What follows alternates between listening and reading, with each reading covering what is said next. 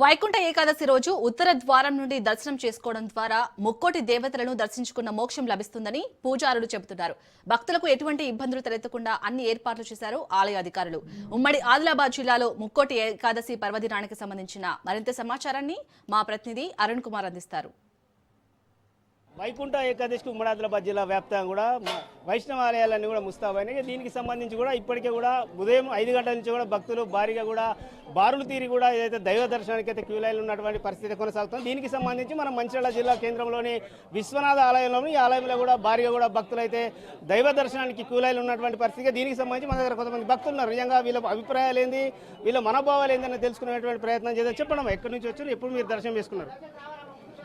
ఈరోజు ముక్కోటి ఏకాదశి సందర్భంగా ఆ తిరుమల వెంకటేశ్వర స్థానంలో నుండి ఉత్తర ద్వారం నుండి దర్శనం చేసుకుంటే ప్రజలు ఆరోగ్యంతో అనుకున్న పనులు అయితే అనుకుని మన మంచిర్యాల పట్టణంలో కూడా గత 10 సంవత్సరాల నుండి ఉదయం 4 గంటల నుండి ఇక్కడ దర్శనం చేసుకోబడుతుంది. ఆ వెంకటేశ్వర స్వామిని మనం ఉత్తర ద్వారం నుండి దర్శించుకుంటే ప్రతి ఒక్కరి కోరికలు నెరవేరుస్తాయి. కాబట్టి ప్రతి సంవత్సరం కూడా ఈ ముక్కోటి ఏకాదశి రోజు వచ్చి ఆ భగవంతుడిని మొక్కుకుంటూ తమ మంచిర్యాల పట్టణ ప్రజలందరూ మరి అందరూ ఆరోగ్యాలతో పాడి పంటలతో అభివృద్ధి చెందాలని ఆ భగవంతుని కోరుకుంటున్నారు. రైట్గా దీనికి సంబంధించి మనకు ఆలయ ప్రధాన పూజారి గారు ఉన్నారు. ఆయన చెప్పండి, ఉత్తర ద్వారం ద్వారా దర్శనం తీసుకోవడం ద్వారా ఏంది, అసలు ఏం జరుగుతుంది, ఏంది లాభం?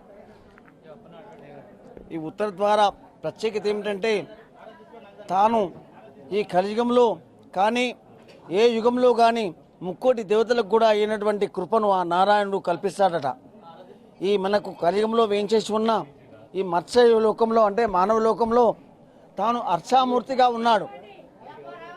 ఆ అర్చామూర్తిగా ఉన్నటువంటి ఆ నారాయణుణ్ణి మనము వైకుంఠ ద్వారంలో దర్శించుకుంటే మనకు ఆ ముక్కోటి దేవతలకు కూడా లభించినటువంటి మానవ లోకంలో మనకు లభిస్తుందట. దాందే అందులోకే ప్రత్యేకత. వైకుంఠ ఏకాదశి ముక్కోటి ఏకాదశి అంటారు. ముక్కోటి దేవతలు దర్శించుకుంటారు, వైకుంఠ స్వామివారు మోక్ష ప్రదానం చేస్తాడు కాబట్టి ఇంత ప్రత్యేకత ఉంటుంది. అశేషమైన భక్త జనావళి మన స్థానిక మంచిర్యాల పరిసర ప్రాంతాలు కూడా వచ్చి కొన్ని గంటల సేపు వేచి ఉండి స్వామి కృపకై వేచి ఉండి ఎన్నో ఒడిదొడుకులకు ఎదుర్కొని ఓర్చుకొని స్వామి కృపను పొంది దర్శించుకొని తీర్థప్రసాదాలు గ్రహించి వెళ్ళిపోయారు. సంబంధించి మంచిర్యాల మాజీ ఎమ్మెల్యేగా దివాకర్ రావు గారు ఆయన చెప్పండి, ఎట్లా దర్శనం జరిగింది, ఎట్లా చేసుకున్నారు? ఎంతో పవిత్ర దినం ఈరోజు ముక్కోటి ఏకాదశి వైకుంఠ. ఇది రోజు ఉత్తర ద్వారం అన్ని యావత్ దేశంలో అన్ని ప్రాంతాల్లో ఉత్తర ద్వారం తెరిచిన సందర్భంలో ఈరోజు ఉత్తర ద్వారంతో దర్శనం చేసుకుంటే అంటే ముక్కోటి దేవతలు దర్శనం చేసినట్టుగా భావించిన సందర్భాల్లో ప్రతి ఒక్కరూ ఈరోజు దేవాలయాలకు వచ్చి దర్శనం చేసుకుంటున్నారు.